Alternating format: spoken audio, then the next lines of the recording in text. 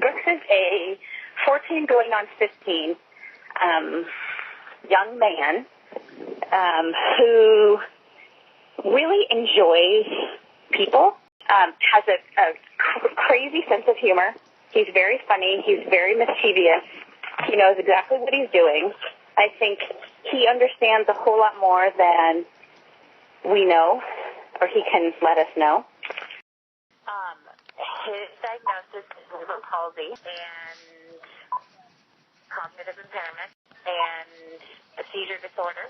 His stroke caused about 60% of his right hemisphere. It's like basically killed that part of his right hemisphere. And so when you have cerebral palsy, your brain is not developing typically, and you have physical and can have cognitive impairment because of that. Never ever knew that a kid could have a stroke, and never ever thought that it would be my kid. Parenting is hard, and this just adds a whole other component. So it's a constant game of playing detective when it's hard for him to communicate things. Any kid has sometimes trouble communicating what's happening and what you feel, and when he can't, it makes it even more challenging. It's different to go out or not be able to go out as a family and do typical things, and it gives you a whole lot more empathy towards anybody, not just kids, but anyone with any kind of difference or challenge. Again, he doesn't know what it's like to use two arms, but I can't imagine how much fun he would be playing basketball, or how much fun he would have if he was able to use both, you know?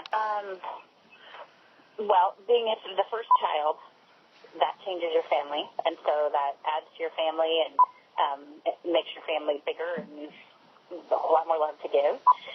But it also is stressful with his challenges and what our expectations were and what, the day-to-day challenges that brings for him and for our family.